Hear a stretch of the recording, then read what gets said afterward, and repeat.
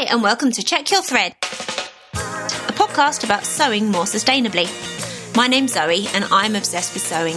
I've been blogging about it for over 13 years and am the creator and host of the popular handmade wardrobe challenge, Me Made May. But like many people, I've become increasingly concerned about the climate crisis and the way my lifestyle contributes to it. So in this podcast, I'll be nerding out about making clothes whilst exploring how to minimise the negative impact that it may have. I really hope you'll join me on this journey. Hello, Check Your Threaders! How are you doing? It's episode 20 of the podcast, so we are currently slap bang in the festive period, whatever that means to you and yours, and I really hope that you've been enjoying yourself. So my family celebrates Christmas, albeit with a very secular flavour, so we're trying to find the balance between enjoying some festive activities and get-togethers, whilst also trying to be safe and responsible in terms of COVID. So I finished my dress for the wedding that I'm going to tomorrow, and I wore it to my staff Christmas lunch yesterday, and I'm so happy with it. So as I mentioned last week, the instructions were pretty lacking, so making it wasn't the most fun, but it feels so nice to wear, like slinky but comfortable, that the hassle has very much been worth it. Because I'm not really a dress person, I was kind of concerned that I wasn't actually going to get much use from it, which would be a bit of a sustainability fail. But I'm pretty sure that it's actually going to be a real workhorse in my wardrobe. I could easily wear it to work during the day or out for a nice meal, and there's no elements of it that I think would become dated looking. Eventually, I'll get some photos of it to share it on my blog and Instagram. So sustainability-wise, I've been continuing to work on my plastic-free bathroom goals. I just posted on the Check Your Thread Instagram about the latest shampoo bar that I've tried, and my conclusion is that I really like this one. So for the record, if you're interested, it was the Scenic Solid Shampoo Bar by Lush. Plus, I went into Brighton recently to the Big Boots, which, for non-UK residents, I should explain, is a major chain of drugstore here that sells pretty much every beauty product you can get. And in the massive branch there was a whole display along one wall of products that they call sustainable products. Well, you know me, I'm a real skeptic when it comes to greenwashing, and of course I'd preferred it to have been labelled more sustainable products. But it was really heartening to see that they'd devoted so much real estate to products that are kinder to the environment in some way. The more sustainable products are also peppered out through the rest of the shop, I should say, so the solid shampoo bars are also found with the shampoo, for example, but I thought that highlighting the amount of alternative options that they stock in this way was really interesting.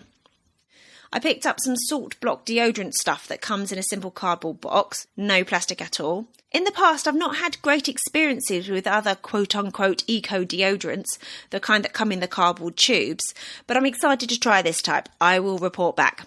I also bought some biodegradable dental floss that comes in cardboard and a child-sized bamboo toothbrush for my daughter. I was thinking about what Shelley Summer was saying in last week's episode about how our actions across a lifetime really build up. So my daughter's only 8 now, but we've already discarded so many toothbrushes that she's used over the years. Maybe this will be a turning point of sorts. Okay, let's talk about today's episode. As you've no doubt already seen, this one is all about thread choice as a facet of sewing more sustainably. I guess it was always coming, given the title of this podcast, and I must admit that this episode took the longest so far to research and write. Honestly, I haven't given my thread choice much thought up until now, so I had to bring myself up to speed on the various options. In this episode, I break down the general thread options that are suitable and available for domestic garment making. I offer up some criteria on which to judge each option to help you make up your mind about what to pick. I offer up some criteria on which to judge each option to help you make up your mind about what to pick. I mention a lot of specific brands and product ranges as examples you may choose to buy in this episode. There's quite a lot of information, so I would really urge you to check out the show notes for this episode. You can find those at checkyourthread.com. So there you'll be able to find links and spellings and so forth for everything that I mention. Of course, everyone will place their own value on different criteria, but I do throw my own thoughts into the ring at the end and share my own plans and reasoning for my thread selection, having done all this research. But don't be shy, please let me know yours as well. Alrighty, let's go! Trying to decide what fabrics to sew with is a major factor in how much of an environmental impact our garment sewing will have. But I must admit that until recently, I'd given very little thought to what type of thread I use. In terms of volume, fabric choice is always going to have a far greater impact in terms of both production and disposal. However, increasingly, there are more and more options available to us to express our values and preferences in our thread choices as well. So I've finally done what the title of this podcast demanded. I've checked my thread. But spoiler alert, I can't tell you what thread to use. What I can do, however, is lay out your thread options for general garment sewing to hopefully help you make your own decision based on what's important to you. So hold on to your hats, we're doing a deep dive into thread. So I'm going to lay out the general options and give some examples of specific brands and thread ranges to look out for each. There will, of course, be some regional variation relating to availability. So it might be that whatever thread options are stocked in your local sewing shop will be better in terms of price and sustainability than ordering a different thread online and getting it posted to your door. So I've broken this up into two basic categories of thread that are available for general domestic garment sewing. Polyester, which comes in virgin or recycled varieties, or cotton, which can be regular or organic. There are some other thread fibres available that you might decide to use at some point. For example, linen thread, which is sometimes used for very heavy-duty garments, hard-wearing buttonholes or leatherwork. Or another example is silk thread, which is often used for hand sewing or decorative stitching because of its smoothness and sheen. Another example that we're not going to go into too deeply is nylon threads. So I'm guessing that regular nylon thread is pretty cheap. Its strength means it's often sold for tough wearing items, but long term it doesn't perform as well as polyester and it has a low melting point. Another variation of nylon thread is the woolly type that you can use in the loopers of overlockers or cover stitch machines, and that gives softness and bulk to the seams and hems of stretchy garments. There are two other interesting sounding options that I'm going to go into a little bit more that I'll mention at the end of this episode. But for our purposes, I'm focusing most of this episode on polyester and cotton, as they are generally regarded as the most suitable for sewing clothes. So what criteria are worth considering when evaluating our thread choices? Everyone will have their own set of values and levels of importance attached to each different criteria, but here are some of the questions that I came up with to consider. So, is it made from a virgin resource or a recycled one? So this one pertains specifically when comparing polyester options. For the record, during my research I have not come across recycled cotton thread. Presumably recycled cotton fibres would be too short and damaged and therefore too weak to bother to spin into new thread. Another one, what environmental impact did the processing and dyeing have? Without some handy pocket environmental scientists, this is something that's going to be very difficult to make a judgment about. What we can go on, however, is if the thread, or fabric for that matter, but let's leave fabric for another day, has any kind of certification. There are probably a number of different ones, but two well-known certifications available to look out for are Oeko-Tex, or Oeko-Tex, I don't know how you pronounce that, and GOTS certifications.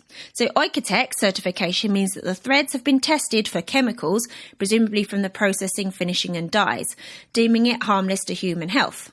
GOTS certification means that the materials and processes have met a high level of environmental criteria. The materials would have been produced organically, and the processes have met a clearly defined set of social criteria also. GOTS is kind of like the gold standard, so it's great, but it's worth noting that achieving a GOTS certification is very costly for manufacturers. So not all organically produced products will have the GOTS logo. Another way to say is it doesn't have to have the GOTS logo for it to have been produced organically. So what social impact did the production of thread have? Most thread manufacture is as opaque as fabric manufacture, so again it's pretty impossible really for us to judge this. However, going back to the third-party certification, because that's all we've got to go on, it's important to know that Oeko-Tex certification only applies to the end products. So I'm guessing that the workers producing those products are less likely to have been exposed to harmful chemicals, but we can't guarantee it. Plus, wastewater treatment is not required and the ethical treatment of workers is not guaranteed either, so we can't say for sure about those. GOTS certification, however, does guarantee the ethical treatment of workers. For example, fair wages are paid and working conditions are hygienic. GOTS also guarantees treatment of wastewater, therefore protecting neighbouring communities. So, will it biodegrade? When you're done with the garment, hopefully you won't chuck it in the bin heading for landfill. But it's very likely that your garment will at one point, someday, end up on a decomposing pile. So how those fibres break down should be considered. Or if your garment one day ends up getting incinerated, how toxic will those fumes be that are released? How much does it cost to buy? So the importance of this to you will probably depend on what your sewing budget is and how much you sew. How many colours is it available in? If you like to sew the whole rainbow, this might be a big factor in whether or not to buy a specific thread. What is the reel made of? For all our talk about the actual thread, the reel or spool itself needs to be manufactured and disposed of, so that should be taken into account. How strong is it? Right, so this is an interesting one. So I've heard a number of sewers, even very sustainably minded ones, dismiss some threads in reference to others, usually cotton compared to polyester, because one isn't quite as strong as another. The argument being that to create a long-lasting garment, the seams should be as strong as possible. However, Louisa Owen Sonstrom in episode 15 of the podcast made the excellent point that you don't want your thread to be stronger than your fabric, because a popped seam will always create less damage and be easier to repair than torn fabric. So I guess that this question always has to be considered in relation to what you're making. For example, are you making a mountaineering backpack or are you making a pair of pyjamas? How thick is it? Once again, this is a question that should be asked in relation to what type of garment or item you're making. Are you making a denim jacket or a delicate blouse, for example? And your choice will be a question of personal aesthetics. How shiny is it? Another question of personal aesthetics that should be thought about more in relation to your fabric choice. So that's what I've got. Can you think of any other criteria for judging threads that I haven't thought of? Okay, right, let's do it. So let's start with the synthetics. Standard polyester sewing thread. So like fabric made from synthetic fibres, it's made from extracting fossil fuels and is essentially a form of plastic. It's very difficult to judge the environmental impact of the manufacture or processing. GOTS certification only applies to organic fibres, so a polythread company couldn't achieve that to give us any insight. So polyester thread won't biodegrade and will more likely break down into microplastics at some point and enter the waterways. But what's to love? Well, it's widely available and reasonably priced. It's predictably tough and a consistent thickness and sheen. Plus, depending on the brand, it can be bought in almost every conceivable shade. The most well-known brands are Gutermann, Mettler, Coats, Moon and Dreamer. What can we say about the specific brands? Well, Gutermann Sew-All thread is available in a staggering 400 different shades. It can be purchased on larger reels, but the 100-metre reels are the most widely available. Plus, Gutermann reels are allegedly recyclable. However, one listener, at LizzieF814 on Instagram, shared that her local council won't take them. I emailed the Gutermann rep to ask specifically what the plastic is that's used so consumers can ask their specific councils or recycling services, but they've yet to get back to me. I'll share an update if I hear. Because of their ubiquity, it would be fantastic if there was some sort of collection or reuse scheme, but I guess the logistics of that are preventative. I can't corroborate this on their website, but I believe that Gutermann threads are manufactured in Germany, so presumably the workers are paid a decent living wage. So Mettler threads have achieved the Oikotex certification across all their threads, although as we've learned that is limited. So one of the ones I tend to go for is the Coats Moon thread. So that also comes on plastic reels, but the reels are smaller than the Gutermann and Mettler ones and they're a simpler design, so presumably easier to produce. Plus the Coats Moon threads come in 1,000-yard reels, which is 914 metres, compared to the most common size of Gutermann and Mettler, which is just 100 metres. So you'll be discarding fewer reels anyhow. Right, let's move on to the recycled rPET threads. So at least from the outset, recycled plastic thread sounds better than the plastic thread made from virgin fossil fuels, doesn't it? The manufacturing of this thread is said to require less energy and generates less CO2 than regular polyester. But honestly, I'm a tiny bit fearful of greenwashing these days, but I guess that finding a use for at least some plastic bottles as opposed to extracting more oil to make new thread is better. Without more data, it's hard to say, but I do think that in general, creating a need for recycled goods, be that plastic or paper or whatever, sends an important message to manufacturers. So there are a number of brands creating 100% recycled rPET threads. So Gutermann and Mettler are probably the ones that you may have heard of, but so do the Aman Group, who makes one called Serafil, and Craftil make one called Denimfil. So those are brands and ranges to keep an eye out if it interests you, but I've got a few extra details on the Gutermann and Mettler versions as they seem to be ones that are a bit easier to get hold of. So the Gutermann rPET thread is made in Germany. I'm awaiting info from Gutermann on how the plastic bottles are collected or where from. That would be really interesting to know. It is only available in 100-metre reels, but they are the same price as the regular Sew-All thread, which is about £1.95 in the UK. It's available in a fairly decent 166 shades, plus they do a top stitching version, which is available in 20 shades on 30-metre reels. So their promotional material claims that there is a recycling scheme in place for the reels themselves, but it's hard to tell if this exists outside of Germany or in fact what it entails, and I'm awaiting clarification. So Mettlers' version is called Ceracycle and it's available in 36 colours with 200 metre, which is 220 yards, on a reel. And like their regular Sewall thread, it is Oikotex certified. Okay, let's move on to the cotton options. So, stop press, cotton is a natural fibre. It's the most commonly produced fibre and is a very thirsty crop. Subsequently, the cotton industry is responsible for contributing to drought and desertification in various places around the globe. It is not responsible for the extraction of fossil fuels, but of course a lot of energy is used to harvest and process it. Like other natural fibres, it is biodegradable, so at the end of its life it will be absorbed back into nature far quicker than man-made fibres. You can also potentially compost natural fibres at home, which would avoid passing the disposal problem onto communities and ecosystems elsewhere in the world, although you'd need to be mindful of any chemicals from the dyes or finishing in the fabric and threads to avoid poisoning the soil. All cotton production requires a lot of water, but regular cotton production also uses insecticides, herbicides and fungicides. And because of that, is responsible for a lot of environmental damage through the poisoning of neighbouring farms and the runoff into local waterways. This has been proven to have terrible effects on ecosystems and communities. A plus of cotton thread is that, depending on its original colour, it should take dye well, unlike polyester, which could be good if you wish to re-dye your garment at some point. So back to the previous point on strength, cotton thread is generally not quite as strong as polyester thread, which, as I've previously explained, it could be a plus or a minus depending on your project. So brands making regular cotton threads include Coats, Gutermann and Aurifil. Coats produces a couple of different types of cotton thread. I've tried contacting Coats to learn more about the different cotton ranges, but as you've guessed, yes, I'm yet to hear back. So this is what I can surmise.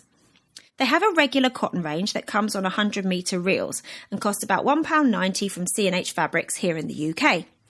There's 100 or so shades and it's made using quality 3-ply mercerised cotton. I've learnt that mercerisation is a chemical process that improves dye uptake and strength. It claims to have a smooth, lustrous quality. I've actually used this range a fair bit and I found it pretty comparable to Gutermann Sewall polyester thread in pretty much every way. So Coats have another cotton thread range called Tre Cerchi. So, excuse my Italian pronunciation. It's not organic, but it is Oikotex certified. It's available in 128 shades on 500 metre reels. The reels are plastic, but with comparably more thread on each reel, you'll be disposing of them less frequently. Because I've had no reply from Coats, I don't know what the reels are made of, subsequently whether or not they're recyclable. They're pretty reasonably priced, cheaper than Gutermann polyester in fact, around £3 per reel in black, white and a neutral, and £3.90 for colours per 500 metre reel. At sewinggem_UK on Instagram loves this thread for pretty much everything apart from stretch, and she enjoys its slight shine. At Stitch It Sustainable on Instagram finds this range to have amazing strength and a smooth finish. So as for Gutermann cotton thread, it's not so readily available here in the UK and the website isn't very helpful, but there seems to be a medium weight version available in a variety of reel sizes with a range of 240 colours on their 100 metre reels. At Sham Seldin Rogers on Instagram, who is based in the US, uses Gutermann cotton threads, have reported to have not experienced any snapping while sewing so far. So Aurifil Cotton is an Italian company using Egyptian cotton to produce threads in a range of thicknesses. At Stitch It Sustainable on Instagram says Aurifil has an amazing colour range, which is 270 shades in all. They use the green range for general sewing and orange for lightweight fabrics. The size of the reels and cones is a bit confusing and difficult to compare. They do use plastic spools, however they support a social enterprise called Plastic Bank, which collects plastic from the oceans in areas of Haiti, Indonesia, Philippines and Brazil. So that allows them to offset their average yearly plastic production rate with about 8,000 kilograms by the collecting and clearing of 8,000 kilograms of plastic from the ocean. Which doesn't make that 8,000 kilograms of plastic disappear, but it's probably better than nothing. Alright, so if you're still hanging in there, let's talk about organic cotton thread. So if you do an online search, Dutch company Scanfil seems to be the one that pops up the most. They use American and Egyptian cotton to produce their threads. Their cotton is GOTS certified and Oikotex certified. It is dyed using natural dyes and is available in 34 colours. It's available on 100 metre wooden spools for around the £3 per spool mark, or 5,000 metre cones, which are plastic cones, for about £25 per cone. Rather excitingly, when I emailed them with some queries, they responded the very same day. Woohoo! It's their 30 weight thread that's generally used for both garment sewing and quilting, and next year they will introduce both the 30 and their 50 finer weight on wooden cones. Although they're very pretty, I do have some concerns about the wooden reels. Although ultimately biodegradable, I wonder how much energy that they take to produce compared to the plastic ones, I wonder. I haven't had an answer back yet regarding that question, but I did find out that the source of the wood is beechwood. It comes from an FSC forest, which means that the forest is certified as responsibly managed, but they haven't marked their product yet with the FSC license yet. They may do that in the future, but it's quite costly to obtain that license. But their concern is that with all the components being pretty costly already, the organic cotton, the wood, etc., but they fear that adding the FSC license could create a product which is overpriced in the market. But some excellent news is that they have a collection and reuse scheme. Apparently, if you've purchased Scanfil thread from one of their larger distributors, you can send back the reels to the distributor and then the distributor can send the spools back to Scanfil. So it's worth asking your distributor if they feature that scheme when you make a purchase. They said that they prefer the larger volume of empty reel shipments because it has the least carbon impact while returning them. I asked what to do if you bought it from a smaller distributor, but I've yet to hear back. The reels are really lovely though, so you could probably find some inventive ways to reuse them, like as storage for ribbon or bias binding. So what's it like to use? @KittyMadeMe on Instagram notes that it is fluffier than the other threads she's used, and I would agree that it's not got as much sheen as other threads. I think that many of us, myself included, have kind of got used to that Gutermann Sewell polyester sheen. And for some fabrics and finishes, I think that type of sheen looks really beautiful. However, if I was making some denim jeans or a linen jumpsuit, maybe a thread with a more matte appearance would be more in keeping with the project. So I said earlier that there's a couple more types of thread for home sewing that I want to give a bit of a mention to. So as an alternative to cotton for using with an overlocker or cover stitch machine, you can actually get thread made from Tencel. The brand that I was looking into is called Craftfil and the product is called Cellofil, but there may be others. Because Tencel is a regenerated fibre made from wood pulp, it is biodegradable. Plus, it performs better than cotton in terms of strength and elasticity, so it's better for making garments from stretched fabric. There are 2 weights of this thread available, depending on the weight of the fabric that you are sewing. Both weights come on 5,000 metre cones, which are made from recycled plastic. The regular weight thread is available in 10 colours, and the thinner one is available in 14.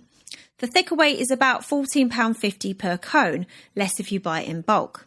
So it might be a bit of an initial outlay if you want to buy 4 cones, but it works out at 0.3 pence per metre, which is excellent value overall. For comparison, Gutermann Sewell polyester thread is 2p per metre.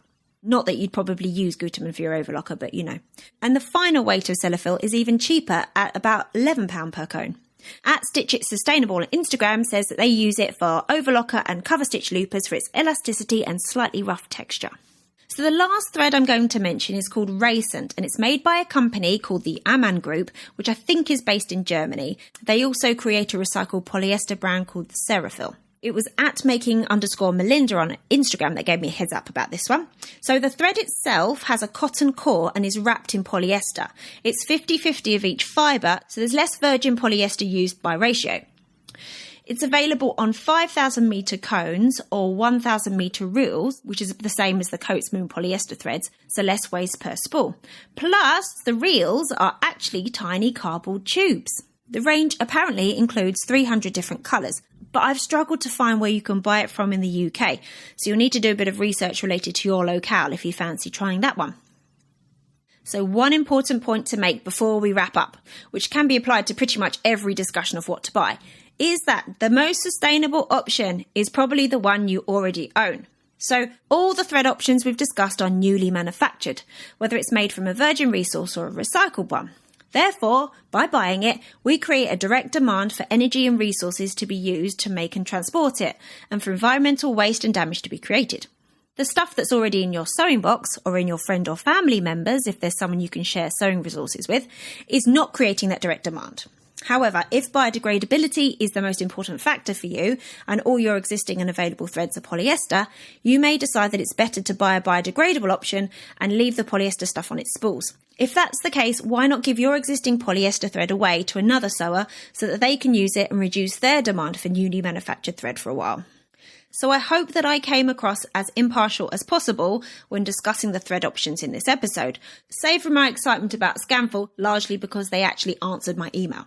But researching this episode has been really eye-opening for me. Before, I had some very vague thoughts regarding to thread choice, but now I feel much clearer about it from a personal standpoint. So would you like to know my conclusion? So part of my decision not to have advertising on this podcast was that so I would feel free to talk about my own personal feelings regarding the things that we discuss. I think that the reason I hadn't given much thought to thread types previously is that by volume, it makes up so much less than the fabric that we sew with. However, I'm actively taking steps towards reducing plastic in every part of my life, in my kitchen, in my bathroom. So why am I ignoring this facet of my sewing life? So I've decided that, for me, moving away from virgin polyester is my main goal. However, using the threads that I've already got, if it's a suitable shade, is my priority, regardless of fibre type. Beyond that, in my current situation, I do own some Scanfil cotton thread and I own some Gutermann rPET recycled thread, which is a start. I have a reel of black Scanfil thread that I was sent for free to try, which I do really like using. I've heard a couple of people say that their cotton thread has snapped in their machine, but personally that's not been my experience.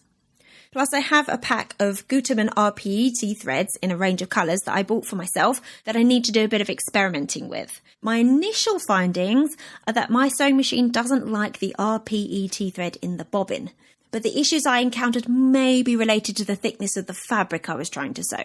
So my sewing machine is a top loader and it is super annoying to adjust the bobbin tension, so I didn't get very far with trying to sort it out. So I think I need to play around more and experiment with different fabrics to see if I can all get it working properly. So I think that going forwards, I'm going to buy more Scanfil threads for regular sewing. I really like that it's organic and got certified, and the company seems educated and aware of the environmental impacts of each aspect of their business. There's a limited colour palette, so if I need a different colour, I'll probably go for Coats cotton thread if I'm near a C&H shop. Failing that, I'll go for Coats Moon polyester, as you can get a lot more on each reel, or the Gutermann rPET recycled thread if I can get that working on my machine. I'd really like to get some cones of cotton thread or the Craftfil Cellophil Tencel thread for when I'm sewing with 100% natural fibre fabrics. So I'll investigate the Scanfil cones when they become available, but if for me they're prohibitively expensive, I think I'll invest in a few basic colours of the Tencel one. In the meantime, I'll continue to use up my polyester and nylon cones when I'm sewing with stretchy fabrics or fabrics with some synthetic content, and if I like it, I'll swap to the cotton or Tencel for everything eventually. So there we go, I checked my thread. I would really love to hear your thoughts and experiences on this topic. So you know where to find me. Email Zoe at checkyourthread or find me on Instagram at checkyourthread. Thanks so much for listening. I really hope you enjoyed this episode and are left feeling inspired. For more info about the podcast, including show notes for this and every episode, head to checkyourthread.com. I'd love to hear from you, so if you have any comments, questions or ideas for future episodes, please get in touch by emailing Zoe at checkyourthread.com or find me on Instagram at checkyourthread. Massive thanks to Patrick Potter for production support, to Sylvia Seller for the awesome logo design, and to Simon at Palm Skin Productions for the music. This ad-free podcast would not be possible without listener support, so if you feel you are able, please consider signing up to the Check Your Thread Patreon. For the equivalent of buying me a coffee each month, you'll be making it possible to continue producing regular episodes. Links can be found in the show notes and on the website checkyourthread.com. I hope you'll listen again next week. Until then, take care. Bye!